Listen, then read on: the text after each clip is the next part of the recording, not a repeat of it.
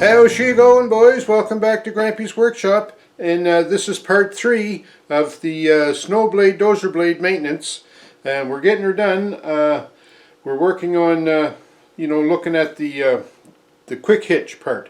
I keep calling it a quick attach in the video, and it's not a quick attach system, it's a quick hitch system. But anyways, you know what it's like when you're busy working and you're not thinking. So anyways, we're going to get back at part 3 of our snow blade, dozer blade maintenance. So this part of the quick attach is the part that the tongue on the tractor will slide into, and we have a, I'm going to call it a kingpin here, that goes through here and into the yoke of the blade, and that's what the blade pivots on. So what I want to do is measure the inside diameter of this bushing and then the pin, just to see how much slack we have. So we measure that. 25.9, and the bottom one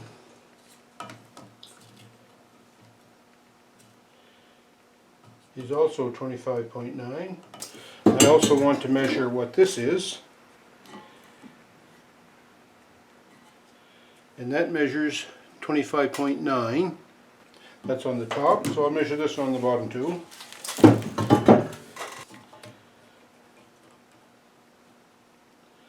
Well, it's measured 25.9, so 25.9, I guess that's what it's going to measure. And then if we measure this, the pin that goes through it now, 25.1, 25.2, 25, 25.2. So I've got about between, say, 0.3 and 0.1 of a millimeter of play there. Now, is that too much play? Well, who knows? I certainly don't. Somebody probably does. I don't think it's enough to warrant doing anything major right now. I'm going to clean these up and lubricate them well. There's no grease fittings or anything on this, so other than putting some grease on it now and just making sure that it's well lubricated all winter, I don't know what else I can do. I am looking at this pin. This is the top because that's where the bolt hole is. At the bottom of it, I don't know whether you can see, I'll just spin that around, you can see that that bottom of the pin is worn some. It's worn down on this side more so than that side. And if we look at the bottom of this yoke, you can also see that this bushing is wore the same way. So I think that's a result of the cutter blade, cutter edge getting wore down so much on the blade itself, so that when I set the blade down low enough on the tractor so that I can like grade and plow snow with it, it was actually rubbing along here. So it was definitely time to flip that blade. Now, the other thing I'd like to check is this arrangement here for the hinge of the blade. So there's no signs of any cracking on that. So that looks good. This is the shaft that goes in that. Part of the hinge is on the blade itself, but I'm just going to measure this now too. So this hinge here, I'm going to measure that. 19.9.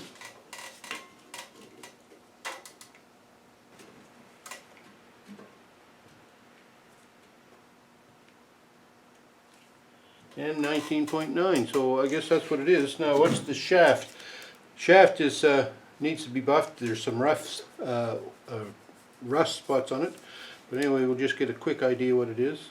It reads 18.8. 18.8, if you can see that. 19.9, 18.8, so about a millimeter play there. And I don't know that we want that really snug and tight in there, because you want to have lots of play in that for the blade to lay over.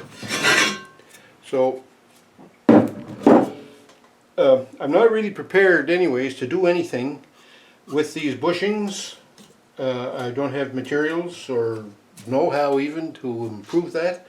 So what I'm doing basically is getting a baseline for what the wear is. So another couple of years, if I check it, I'll be able to investigate to see if it's changed any. So what we're up to now is we're going to be putting this hinge piece back on the blade of the tractor. So I went to work and cleaned up the shafts as best I could at the grinder. I've got my crazy grease here, and I want to make sure I get a good amount of grease on all of this. So I'm going to load this up with grease.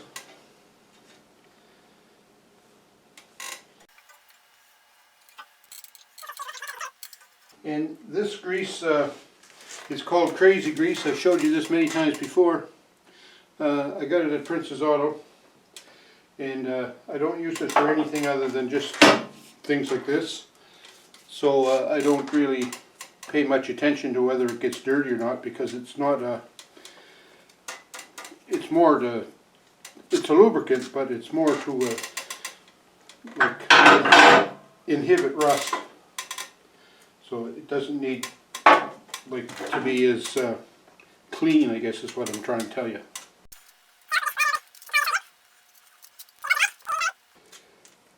Alright, that should do nicely. Now the trick is, you get all this lined up,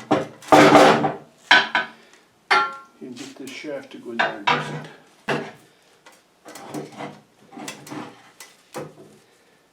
Started out good anyway. Look at that. Nothing but lovely, as they say. See if we can get my nuts and bolts through there.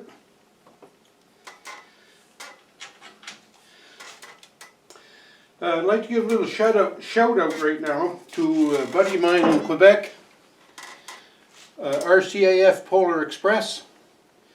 He's just new on YouTube, so if you get a chance to check him out, I'd appreciate it if you would. I'm sure he would too.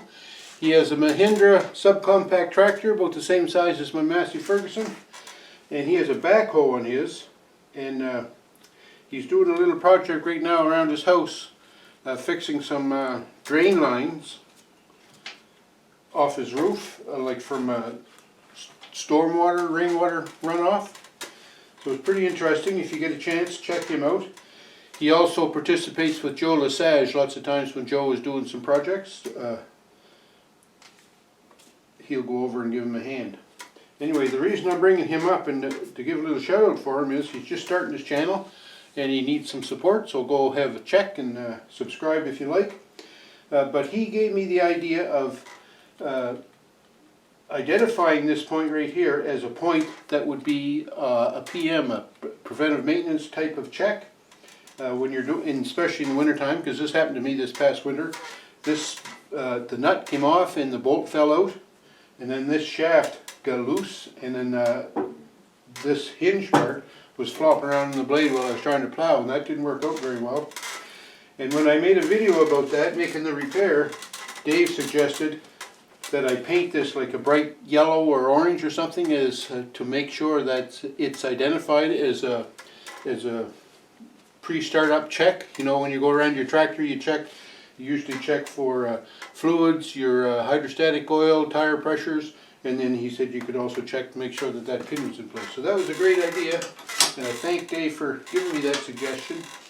And if you get a chance, like I say, drop over and check out his channel. I think you'll enjoy it. He's got a nice sense of humor, and he does some nice work, especially with that little backhoe that he has. So I'm just going to tighten this up.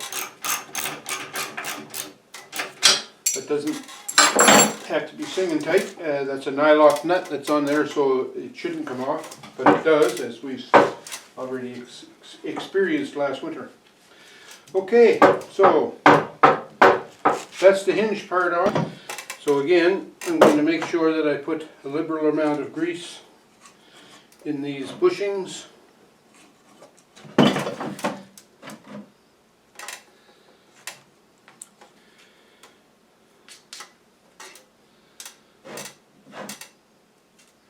The pins aren't wearing that much, it's the bushings I think that are wearing. Okay, I think I'll put this piston pin in first.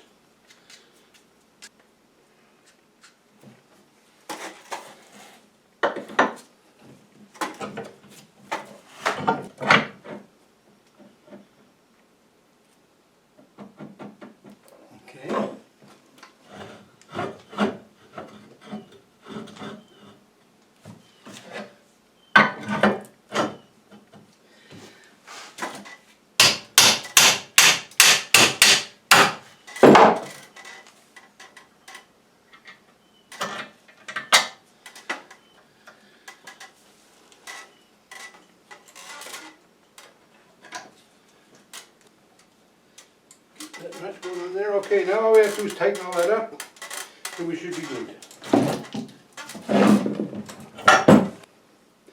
Okay, we're going to put the plate on here that has our springs to control the dumping of the blade when we're plowing snow.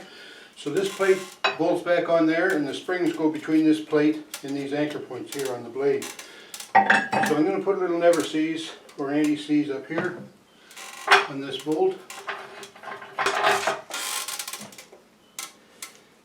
Sometimes I ask myself, where should I use anti-seize or never seize?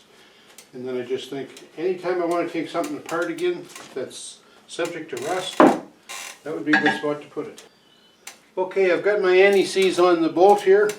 Now I want to put my springs on here, and I want the hooks to face inward just because I think that looks nicer. No other reason than that. And see if I can hook them on here on these anchor points. Something like that. And then thread that in there.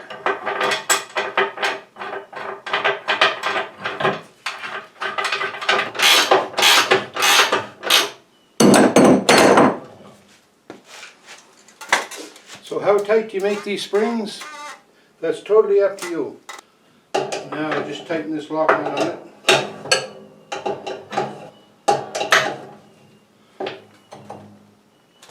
Something like that. And that's it. So the quick hitch here, just going over that quickly.